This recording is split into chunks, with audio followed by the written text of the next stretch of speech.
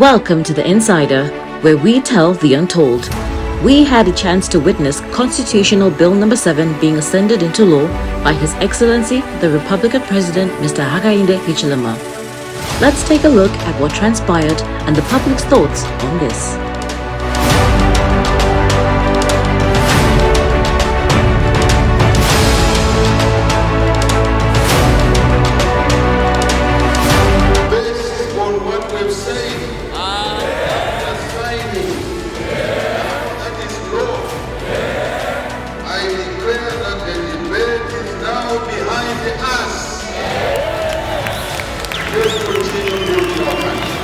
I think I was for Bill 7.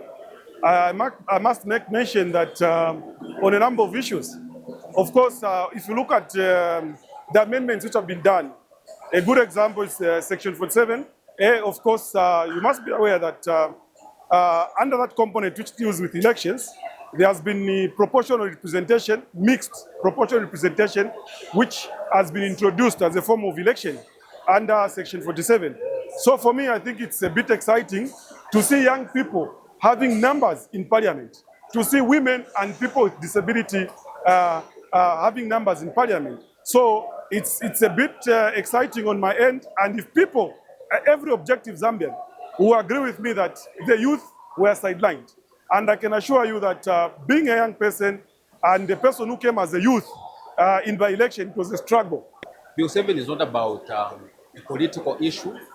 It is the issue that is affecting us, or it is the national issue, as in the constitution belongs to all of us. So it has got nothing to do with partisan politics or Yaba UPND, or this is for the opposition. This is our national document, and obviously this is not the first time that we are, as a country, we are amending the constitution. We have been amending constitutions from the time Yaba Kaunda up to this time. To me, the governance system in Zambia has been strengthened. You see what I mean? There were a lot of lacunas and loopholes in the current constitution. But the amendment and the bringing in of Bill 7, I think it has done a lot.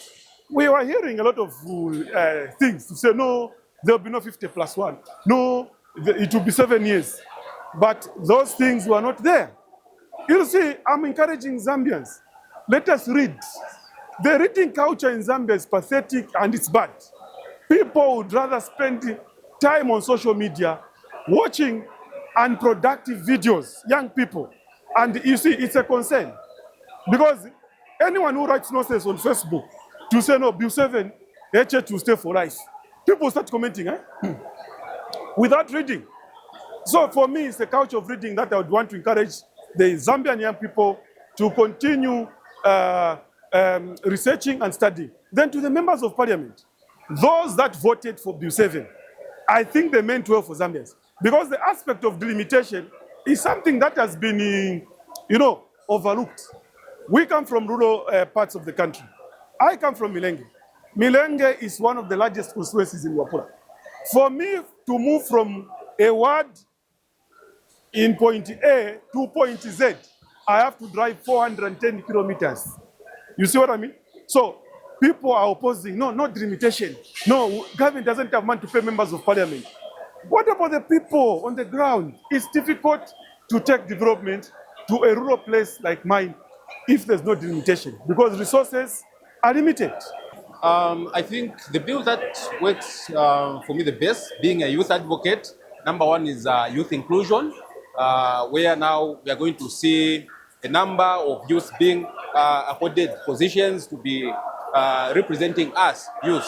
It might be me, it might be any other youth out there who would be representing us, the youth, as the majority. So I think that clause of youth inclusion, for me, is a welcome move. And the other thing is, I think for delimitation, though for delimitation there are many other factors that will be considered, obviously, to say, let's say the population, the surface area and the stuff, but at the end of the day, we need equal distribution of development. And with the coming of delimitation, obviously, we are going to see that some other places we are going to benefit to this delimitation. Yes. So Bill 7 introduced common sense changes to our law and our constitution.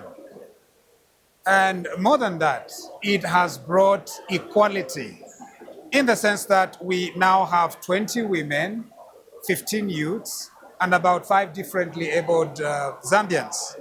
It is an inclusive law. And so we are no longer talking about the fact that it was a bill just yesterday, it was a bill just a few hours ago, but now it's part and parcel of Zambian law. It is our constitution. And we are very glad that through that bill, through that law now, Zambia and all the women in Zambia are assured of 20 seats. The youths are assured of 15 seats, and the differently abled are assured of 5 seats. Those are common sense changes that this law has brought. The other thing is to increase the number of constituencies. One constituency comes to mind, Milenge. It's about 7,000 square kilometers. It's the size of a country. Now, Milenge could in fact be one of the potential constituencies that could be split. And once that is split, it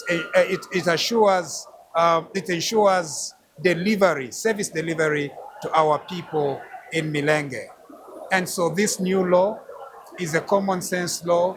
It is a law that benefits our people here in Zambia. It is a law for all of us. And that's why those that opposed it before it became law should now realize that it is now part of our law, and let us work together, let us embrace each other.